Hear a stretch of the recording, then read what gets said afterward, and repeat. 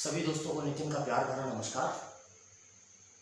How to improve English, how to learn English, this is most frequently asked question by the students.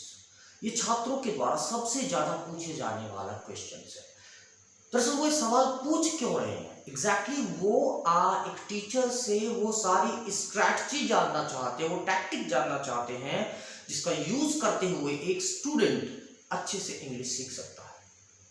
तो दोस्तों आज का video इसी विषय पर होगा। और डियर फ्रेंड्स, आज मैं आपको बिल्कुल मेथोडिकल, बिल्कुल साइंटिफिक एक स्टेप वाइज स्टेप तरीके बताऊंगा जिनकी मदद से, जिनकी हेल्प से आप अंग्रेजी को अच्छे से सीख सकते हैं। तो चलिए दोस्तों शुरुआत करते हैं अपने इन्हीं स्टेप्स के बारे में। दोस्तों एक सभी स्टूडेंट्स मानते हैं ऐसा और टीचर्स भी मानते हैं ऐसा कि अंग्रेजी सीखने के लिए आपके पास अंग्रेजी का माहौल होना चाहिए। You must have the environment for English. English का एनवायरमेंट क्या होना चाहिए? आपके आसपास के लोग इंग्लिश बोलते हुए होने चाहिए, आपके पास अच्छा लोग होने चाहिए जो अंग्रेजी में बात करते हो। लेकिन दोस्तों क्या ये सभी लोगों के लिए पॉसिबल है? No, it's not possible for everyone. I never had anyone at my home whom could I talk in English। तो दोस्तों आज मैं बिना किसी ऐसे इन्वायरमेंट के आप कैसे इंग्लिश सीख सकते हैं अपने प्रयास से। तो चलिए दोस्तों शुरुआत करते हैं पहले स्टेप के बारे में। दोस्तों सबसे पहला स्टेप है आप इंग्लिश के कुछ फंडामेंटल्स आप सेल्फ स्टडी से या किसी टीचर की मदद से जरूर सीख लें। सबसे पहले उन स्टेप्स में क्या क्या चीजें इंक्लूड होनी चाहिए? सबसे पहले आपको टेंसेस सीखने चाहिए। Do, does, did, will, has, have, progressive sentence, will have, etc.. ये एक बहुत ही आधारभूत चीजें हैं, हमें बिल्कुल सीखनी चाहिए, ठीक है। और इसके बाद आप मॉडल सीखिए। Can, could, should, would, may, might, should have, could have, would have, ये सारी चीजें आप सीखिए। उसके बाद हमें पैसिव वॉइस भी सीखना चाहिए, डायरेक्ट इनडायरेक्ट सीखना चाहिए, हमें कंजक्शंस की कुछ नॉलेज होनी चाहिए, ठीक है। ये सारे स्टेप्स पूरा करने के बाद फिर आप शुरुआत में आपको वोकेबलरी भी सीखनी है, कुछ बेसिक वोकेबलरी सीखनी है। और स्पेशली मैं इरेगुलर वर्ब्स की बात कर रहा हूँ। इरेगुलर वर्ब्स वे वर्ब्स होती हैं जिनके अंत में ईडी नहीं जुड़ता है, जैसे go, went, gone, speak, spoke, spoken, eat, ate, eaten, ठीक है, गिव, गेव, गिवन। ये थोड़ा कंफ्यूजन पैदा करती है। तो दोस्तों ये सारी चीजें आप जब कंजंक्शंस, थोड़ी vocabulary, tenses, passive voice, direct indirect, models ये सीख चुके होंगे, लेकिन इंग्लिश अभी भी आपको नहीं आएगी। क्यों नहीं आएगी? क्योंकि आपने उन रूल से आप परिचित हो चुके हैं, लेकिन उनका प्रैक्टिकल एप्लीकेशन अभी तक आपने नहीं सीखा है। तो स्टेप 1 में आपको ये रूल सीख लेने हैं। थोड़ा सा प्रयास कीजिए, आप सीख सकते हैं। ये किसी टीचर, मेंटोर, सीनियर्स की हेल्प ले सकते हैं, इट डजंट मैटर। चलिए दोस्तों अब स्टेप नंबर 2 की बात करते हैं। इनका प्रैक्टिकल एप्लीकेशन कैसे किया जाए? प्रैक्टिकल एप्लीकेशन के लिए दोस्तों आप लोगों को कुछ कहानियों की किताबें, बहुत ही हल्की फुल्की कहानियों की किताबों से शुरुआत करनी है, ठीक है। गाइस, मैं सीधा आपको न्यूज़पेपर पढ़ना या नॉवेल्स पढ़ने की बिल्कुल सजेशन नहीं दूंगा। अगर आप एक बहुत ही लो लेवल के लर्नर हैं अभी और आप बिगिनर हैं, तो आप कहानियों की किताबों से शुरुआत कीजिए। सॉरी, कहानियां आपको इंटरेस्टिंग लगेंगी और वहां पर आप एक्टिव रीडिंग करेंगे, बोल कर पढ़ेंगे, और वहां पर जो सेंटेंसेस आपको दिखाई देंगे वो आपके उन रूल से होंगे जो आपने पढ़े हैं। इसका मतलब क्या है? आप उनका प्रैक्टिकल एप्लीकेशन वहां पर सीखते जाएंगे, ठीक है। साथ ही साथ वहां पर आप प्रेपोजिशंस पर ध्यान देंगे, किस वर्ड के बाद कौन सी प्रेपोजिशन आती है। हाथ में पेंसिल लेकर आप पढ़ेंगे, एक एक वर्ड को, एक एक स्ट्रक्चर को अंडरलाइन करते हो कि यहाँ पर कौन सा रूल यूज किया गया है, यहाँ पर कौन सी फॉर्म यूज की गई है वर्ब की, वो सारी चीजें समझते हुए आपको पढ़ना है, ठीक है। Guys, let's move on to the step number 3। Step number 3 है, जो लिखा है, जो पढ़ा है आपने, क्या आप उसको समझ पा रहे हैं?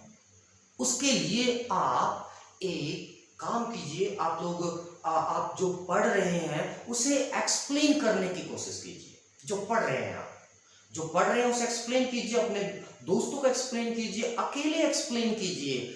जो आपने पढ़ा क्या उसे आप अपनी लैंग्वेज में एक्सप्लेन कर पा रहे हैं, उसे डिस्क्राइब कर पा रहे हैं?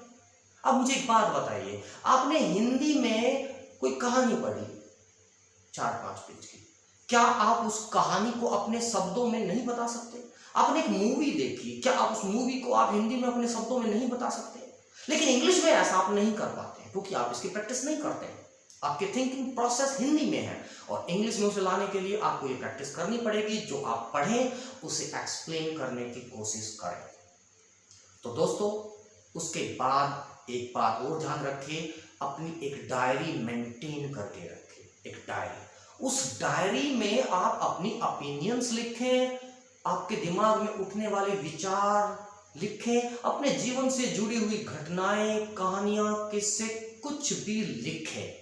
और लिखने के बाद उसे अच्छे से समझें और ज़्यादा बेहतर होगा कि आप वो राइटिंग आप अपने किसी सीनियर या किसी मेंटोर या आप अपने किसी टीचर को जरूर दिखाएं, चेक कराएं, ताकि आपको आपके मिस्टेक्स के बारे में पता चल सके।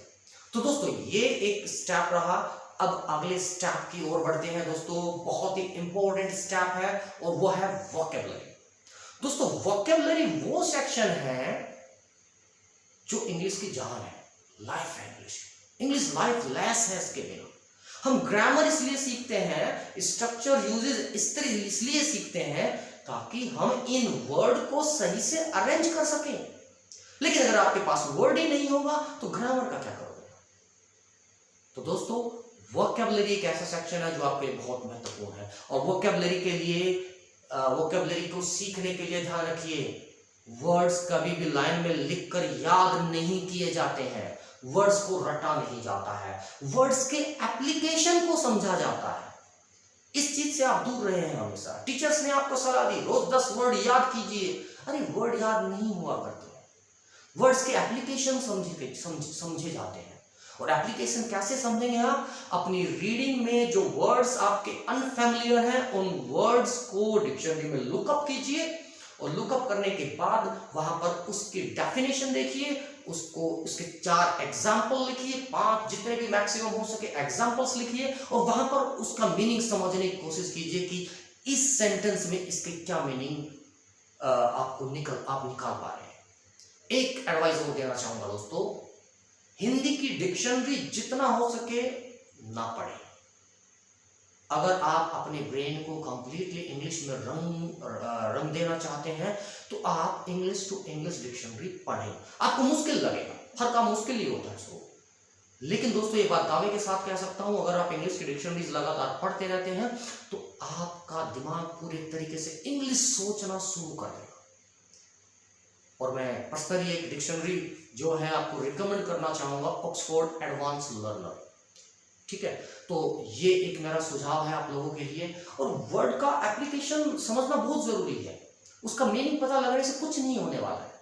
उदाहरण के तौर पर फॉर एग्जांपल मैं एक वर्ड बताता हूँ आपको, वर्ड है जस्टिफाई, और मैं आपको उसका हिंदी मीनिंग भी बता देता हूँ। औचित्य साबित करना, औचित्य साबित करना, औचित्य स्थापन करना। क्या हुआ इससे? क्या यूज करेंगे आप इसका? कुछ नहीं होगा। अब देखते हैं इसकी डेफिनेशन के साथ इसे समझते हैं। ये डेफिनेशन क्या देता है? जस्टिफाई का मतलब होता है to give reasons, to give reasons to prove something. किसी चीज को सही साबित करने के लिए, सही ठहराने के लिए जब आप लॉजिक्स पे लॉजिक्स दिए जाते हैं। एक उदाहरण देना चाहूंगा, जैसे only a fool will justify violence. Only a fool will justify violence. सिर्फ एक मूर्ख आदमी ही वायलेंस को, हिंसा को जस्टिफाई कर सकता है। मतलब अगर कोई आदमी तर्क देने लगे कि लड़ना अच्छी बात है, युद्ध अच्छी बात होती है, युद्ध करना बढ़िया है, तो मूर्ख है, वो उसको जस्टिफाई कर रहा है। अगर आपके आसपास कुछ लोग होंगे कह रहे होंगे कि चाइना पर हमला कर दो, उस पर हमला कर दो। वो क्यों कह रहा है? क्योंकि उसने युद्ध के कंसीक्वेंसेस नहीं देखे। जर्मनी और फ्रांस ने देख रखे हैं, अब युद्ध नहीं करते हैं। ठीक है, तो जस्टिफाई करने का मतलब है किसी बात के बारे में तर्क देना। कोई आदमी किसी अपने स्टैंड को जस्टिफाई करता रहता है, चाहे वो गलत है सही है, एक्सक्यूज देता रहता है। तो जस्टिफाई करने का मतलब है तर्क देना किसी बात को सही साबित करने के लिए। तो दोस्तों अब हम बात कर रहे थे वोकैबुलरी सेक्शन के बारे में, तो एक अपनी वोकैब की भी आप एक डायरी बनाएंगे। उसमें आप जो भी वर्ड एंड फैमिलियर वर्ड आपको मिलते हैं वो वर्ड लिखेंगे, और मोस्ट इंपॉर्टेंटली उनके आप एग्जाम्पल्स जरूर लिखें जितने ज़्यादा हो सके। और अगर और अच्छा करना चाहते हैं तो उन वर्ड्स के जो आप लिख रहे हैं उनके डेरिवेटिव्स भी लिखें। डेरिवेटिव्स का मतलब क्या है? मान लीजिए आपको एक वर्ड पता चलता है वाइस, एक सिंपल सा वर्ड लेते हैं वाइस, बुद्धिमान। आपको पता है वाइस का मतलब, ये एक एडजेक्टिव है, ठीक है, लेकिन इसका नाउन विजडम होगा। अब वो कहीं से नया वर्ड नहीं आया है, वो इसी से मिलके बना है, वाइस से विजडम बना, ठीक है। इसका आप एडवर्ब बना सकते हैं। विजडम का मतलब होता है बुद्धिमानी, बुद्धिमता, और वाइसली का मतलब होता है बुद्धिमता पूर्वक। ये एक एडवर्ब बन गया। अगर इससे पहले आप एक प्रीफिक्स लगा देते हैं तो ये बन जाता है अनवाइज, मतलब मूर्ख किस्म का आदमी, मूर्खता पूर्वक, फुलिश, तो वो बन जाता है अनवाइज। तो उसके जितने भी डेरिवेटिव्स हैं वो सारे आपको पढ़ने चाहिए अगर आप अपनी वोकैबुलरी इंप्रूव करना चाहते हैं, ठीक है। तो दोस्तों अब नेक्स्ट स्टेप की ओर बढ़ते हैं। वोकैबुलरी इंप्रूवमेंट की बात हम कर चुके हैं, अगला स्टेप है हमारा लिसनिंग। दोस्तों लिसनिंग एक ऐसा महत्वपूर्ण हिस्सा है जिसके बिना इंग्लिश बोलना, इंग्लिश समझना या इंग्लिश के सभी पहलू बेकार है। क्योंकि इंग्लिश का लिसनिंग से आपका प्रोनाउंसिएशन इंप्रूवमेंट होगा, आपकी वोकैबुलरी इंप्रूवमेंट होगी, सेंटेंस स्ट्रक्चर इंप्रूवमेंट होगा, ठीक है। लिसनिंग के महत्व को आप ऐसे समझिए, अगर कोई किसी बच्चे का जन्म होता है और वो बच्चा जन्म से कंजेनिटल डिफॉर्मिटी के साथ पैदा होता है, और उसकी डिफॉर्मिटी क्या है कि वो जन्मजात बहरा है, तो आप मुझे बताइए क्या वो अंग्रेजी कोई भी भाषा बोल लेगा? नहीं दोस्तों, वो गूंगा रहेगा, क्योंकि जब तक उसके कान में कोई शब्द नहीं जाएगा वो उसको कोई नहीं बोल सकता। तो प्रोनाउंसिएशन के बारे में बच्चे क्वेश्चन करते हैं कि सर प्रोनाउंसिएशन कैसे इंप्रूव करें। प्रोनाउंसिएशन करने के एक ही सबसे महत्वपूर्ण तरीका है, वो है ध्यान से सुनना और उस सुनी ही बात को जो का त्यों कॉपी करना, और कोई तरीका नहीं है। हाँ, फोनेटिक्स, फोनोलॉजी होती है जिसमें कि साउंड की नॉलेज होती है, लेकिन वो एक साइंटिफिक मेथड है उस चीज को समझने के लिए, साइंटिफिकली समझने के लिए, ठीक है। तो दोस्तों ये इंपॉर्टेंट बात आप ध्यान रखिए, जितना सुनेंगे उस बात को कॉपी करना है, मन ही मन कॉपी करते जाना है।